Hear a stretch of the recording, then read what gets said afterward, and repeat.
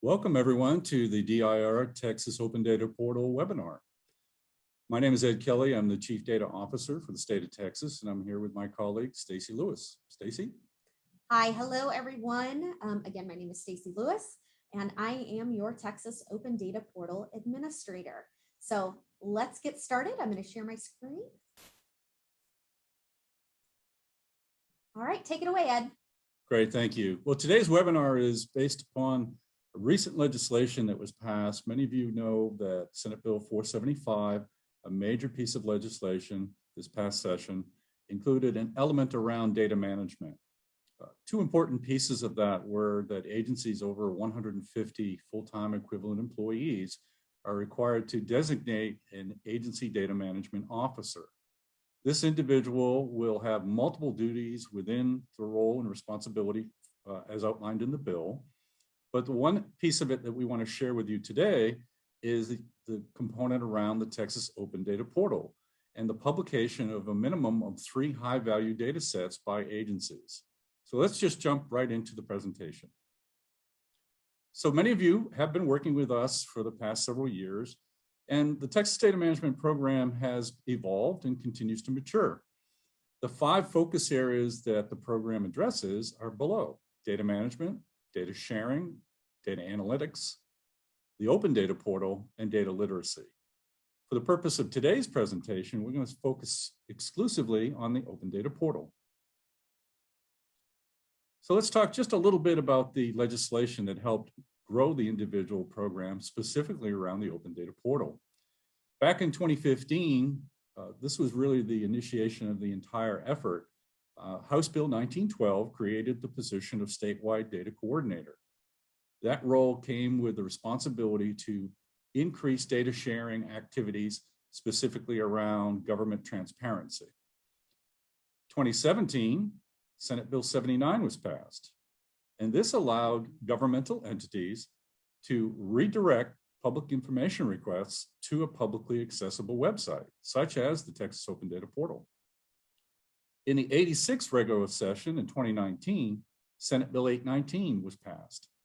And this actually changed the title of the statewide data coordinator to the chief data officer. It also identified the central repository for publicly accessible electronic data to be the Texas Open Data Portal as the official internet site for the state.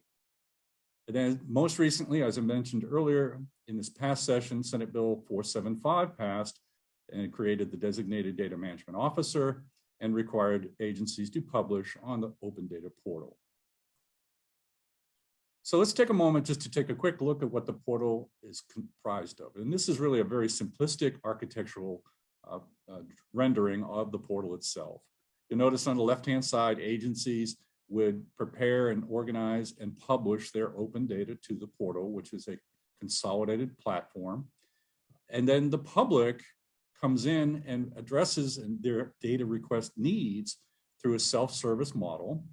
And these could be multiple individuals, so constituents that your agency serves, could be researchers, could be vendor partners looking for specific procurement information. There's lots of different ways that open data is leveraged in the community. When we talk about open data, we really want to highlight the value proposition. There's 2 elements here: the value proposition to our constituents and the value proposition to you, the customer.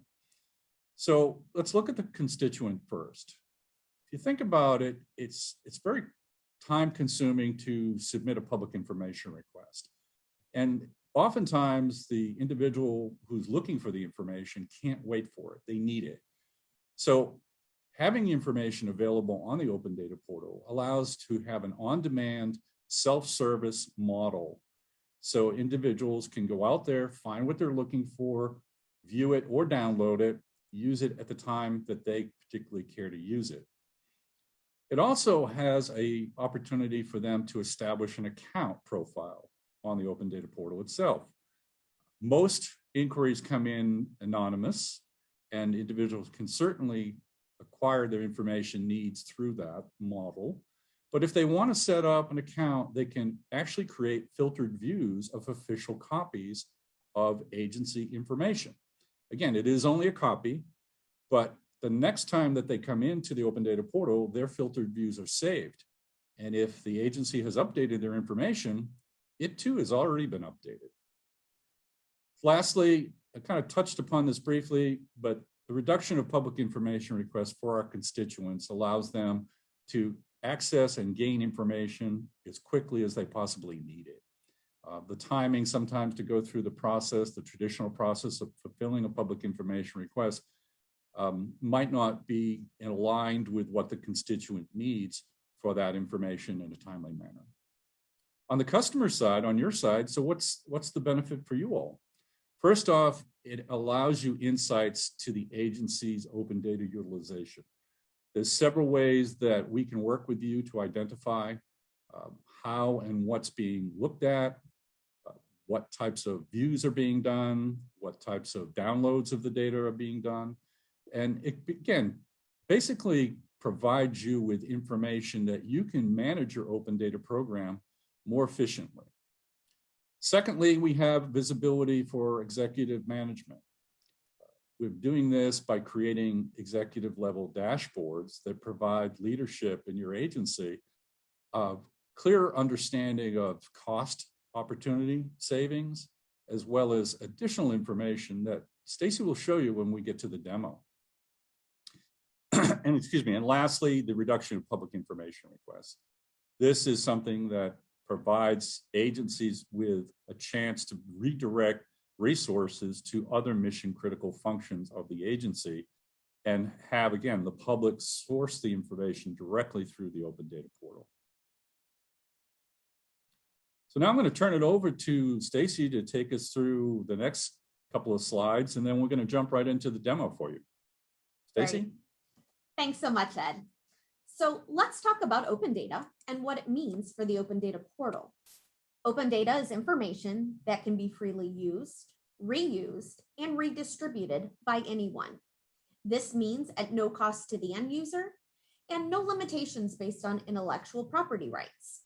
Data can be processed by free software tools and it's platform independent, so no paid licenses are needed.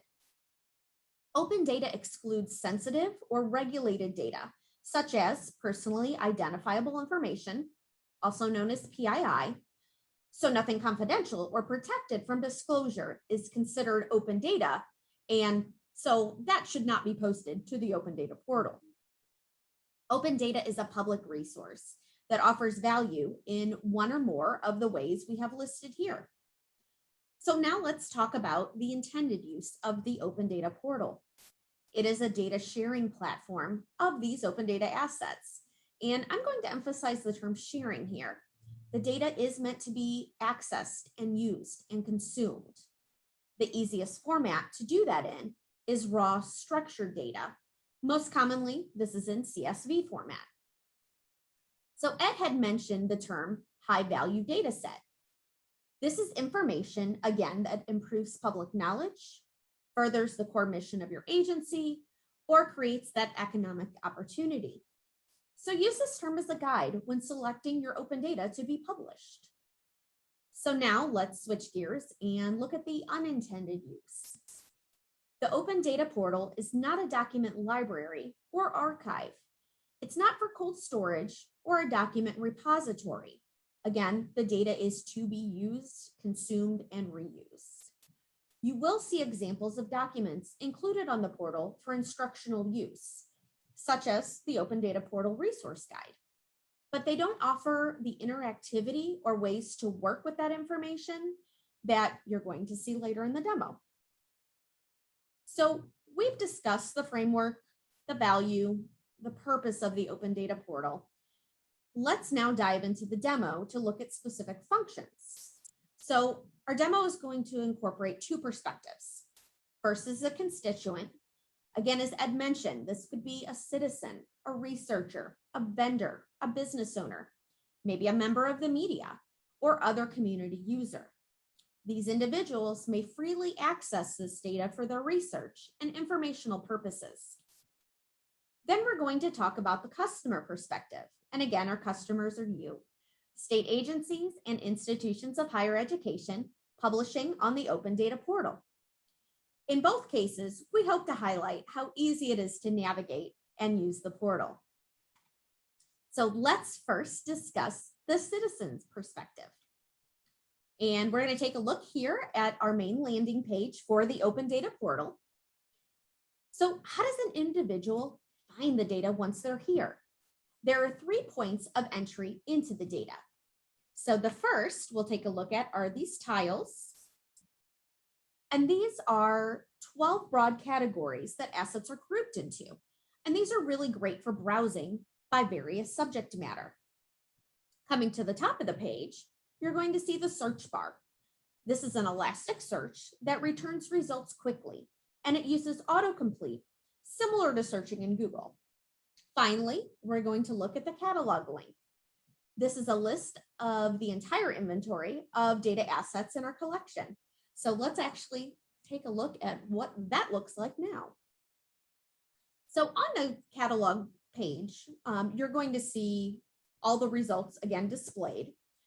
You're going to find asset titles and descriptions, tags as well, which are right here.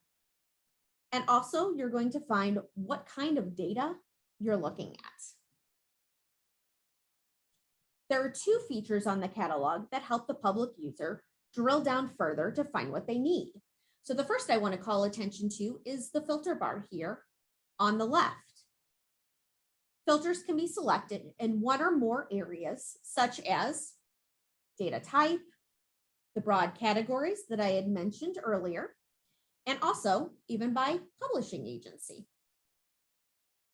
Second, if we come back up to the top of the page, you'll see the sorting options.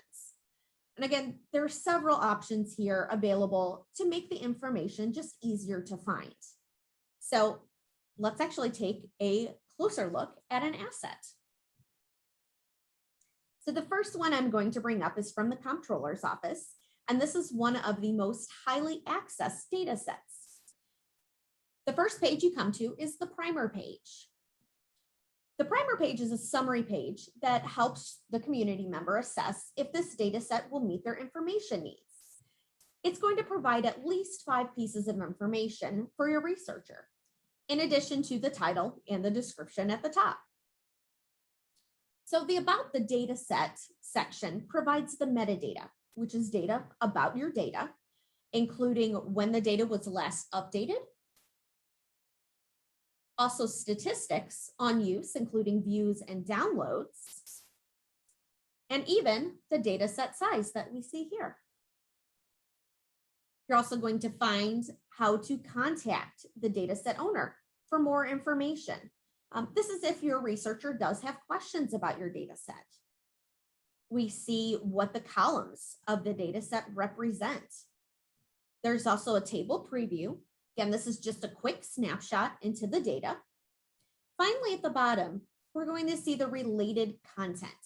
This is including those filtered views and visualizations that have been created and saved by public users. As Ed mentioned, when the data set changes, so do these views, meaning the information is always going to be current. One important note to further expand on that Ed had mentioned earlier, although they can create filtered views and visualizations based on the primary data set, a public user cannot directly publish or edit on the Open Data Portal. Filtered views and visualizations made by the community do not alter any of your data, and they're actually designated with a blue community label and a small badge. This communicates to data consumers that these assets are not official, meaning they were not directly provided by members of the publishing organization. So now that our constituent has found this data, let's talk about how they actually use it. Although they are able to export the raw data as a static copy and use an external tool to analyze like Excel or Tableau, a major benefit of the Open Data Portal is that the researcher does not have to leave the site at all. So let's look at what they can do directly on the platform.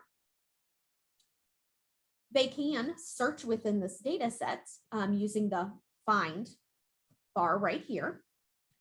They can also use conditional formatting to highlight key rows based on different parameters. And this works just like Excel. They can sort by single columns or multiple columns.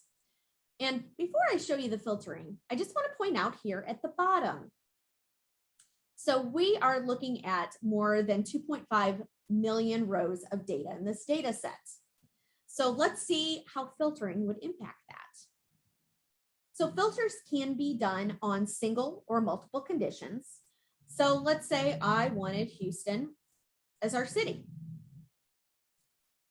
Pretty instantaneously, I am now looking at just over 300,000 records out of our original 2.5 million. So it definitely works very quickly to give the information to the individual. So let's also talk about aggregating data using sort and rollup. So as I mentioned again, sorting options can be by multiple columns or just a single column. But for the rollups and drill downs, you can actually group by a certain column. So let's say we want the taxpayer city. And I can summarize numerical data through these rollups. So maybe I want to see the total receipts and I want to see the sum of total receipts by that city. It's as easy as a few clicks with no coding or in-depth analytical skills required. The data is then summarized for me by city right here. So now that we've seen how a citizen can find and analyze data on the Open Data Portal, let's talk about you, our customers. A significant benefit of the Open Data Portal is that you can not only post and publish your raw data, but you can leverage the visualizations to create insights and understanding for your constituents. Now, public users are also able to create these visualizations, but as the owner of the data, it's a good way to provide additional guidance to your citizen on how to use and understand your data. So we're going to take a look at a different data set now here, and this is from the Texas Department of Agriculture.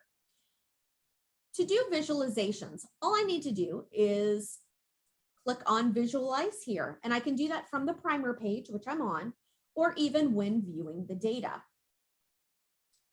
I'm going to be taken to the visualization canvas. So here you can choose from multiple visualization types shown here at the top. So for example, maybe we want a column graph and we want to look by county. Again, it's just a few clicks and it quickly populates your data.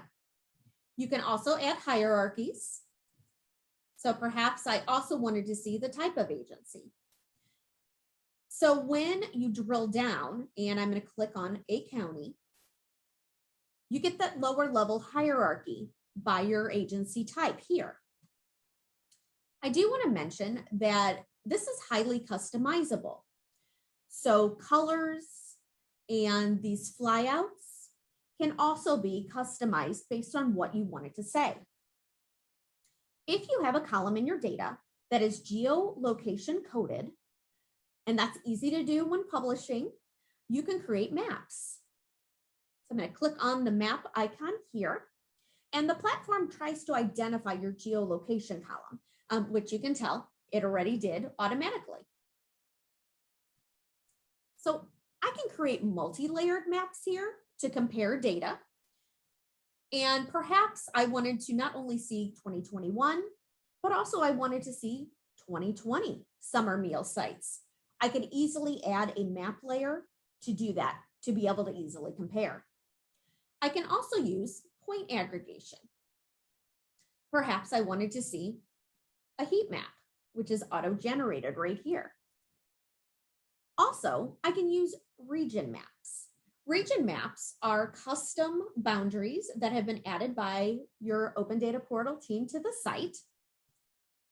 For example, so here I chose the Senate districts, and let's say Senator Nelson wanted to know how many summer meal sites are in her district, District 12.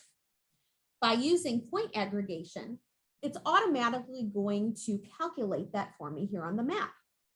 So then if I hover over Senator Nelson's District 12, I can easily see there are 529 summer meal sites within her district. So let's look at two additional examples of visualizations created by agencies to assist their community user in understanding their data set. We looked earlier at this data set from the comptroller's office, but this is how they leveraged visualizations to make it easy for constituents to work with the data. You can see they added filters here to the side to add additional interaction for their constituents. Let's take a look at another map. This is also from the Texas Department of Agriculture. And we can see on this map that it is really highly customized. It is a multi-layer map, so I can actually turn on and off the various layers. They did use colors and even icons to customize their map, as well as the flyouts to include the information they wanted to display and make the data easy to understand. So now that we've talked about a few of the more common visualizations, we also want to highlight a few special asset types that you as data publishers have the ability to create to bring more value to your data. So the first we're going to look at is called a data lens.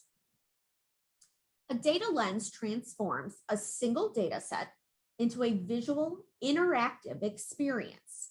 This makes it very easy for your data user to highlight a section of a timeline here, choose from various categories, and be able to drill down to see a resulting set of data that matches what they were looking for. So here at the bottom, we can see that we're showing 2,900 rows out of our original data set. And this is all based on these parameters here listed at the top that we chose through the interactive cards. These data cards are customized based on the columns in your data set. This allows you to help guide citizens in accessing and, again, understanding that data in a deeper way. I'm going to switch now to a story page. Story pages provide context to your data and can be leveraged for multiple data sets, even on a programmatic level, as the Texas Department of Agriculture has done here for their school nutrition program. In addition to the multiple visualizations that we mentioned earlier, you can also include measures and narrative and images and even links within a story page. A story is very easy to create, and it uses content blocks in a drag and drop format to add these various elements. Again, no coding required. So let's take a moment now to show the difference between a document and a story page. This IDTC report from 2016 is available here on the portal for download. If I were to preview the report, we see that it is a static PDF, but there's nothing I can really do with the report. I can't interact with it. So DIR utilized story pages to showcase the biennial performance report, and this provides an interactive and dynamic resource for visitors while still providing the data in a user-friendly way. Story pages here are interlinked, as you see our table of contents, and we are not only able to provide the information, but also the reader can go directly to the data sources. So if we clicked on goal 3, again, that takes us to a separate story page, but interlinked.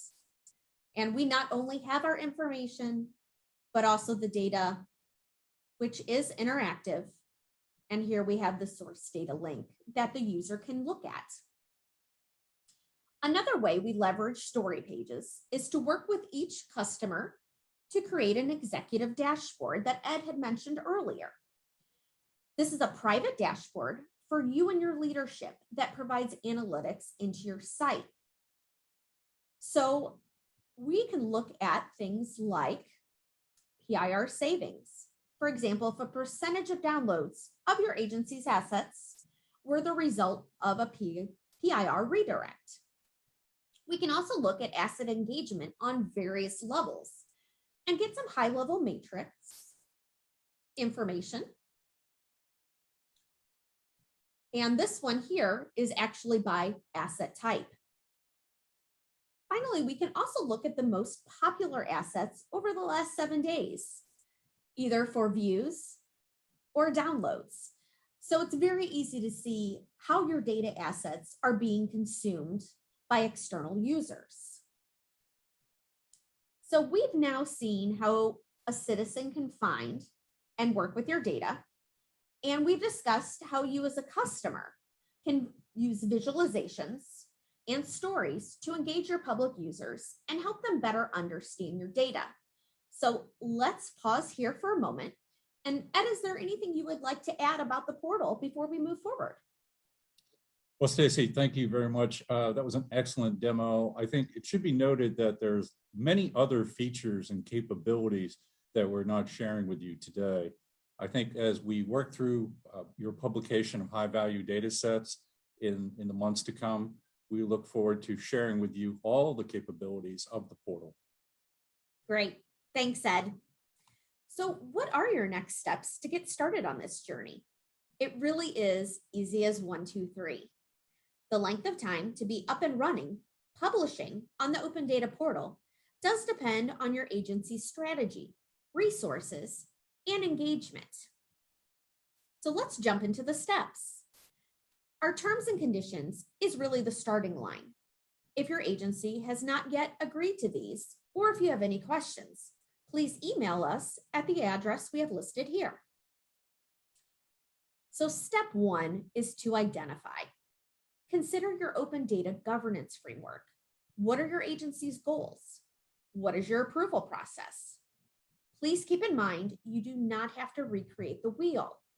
If you have existing data policies and processes, extend those to include open data publishing. Identify your data stewards. Who is the primary contact for working with the Open Data Portal team? Who needs access to the Open Data Portal? At this point, request that access via email. You can then start practicing and taking training courses from our vendor partner, Socrata. Look at your open data inventory. What data do you have that would be beneficial to share? Perhaps examine common PIR requests or data that may already be shared on your website.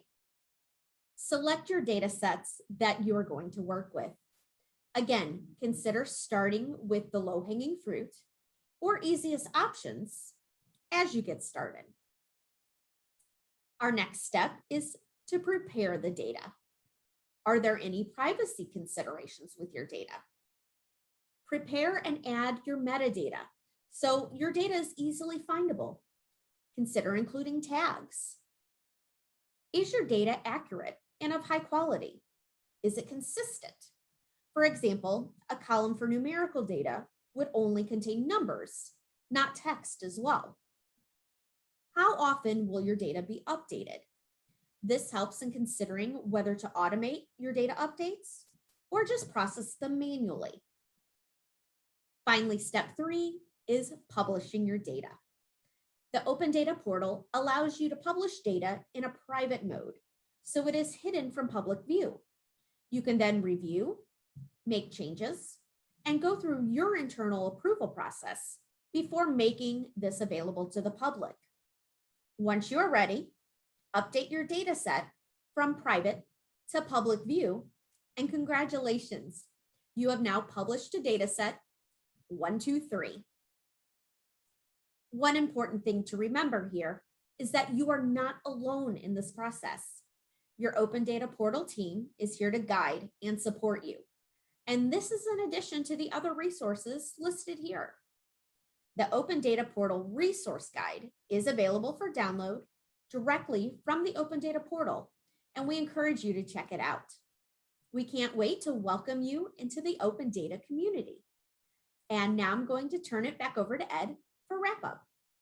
Great, thank you, Stacy. That was an excellent overview. Well, we're at the end of our presentation, and I want to thank you for your time today. Our contact information is here on this slide. Please reach out to us. We look forward to working with you on your open data journey. Thank you.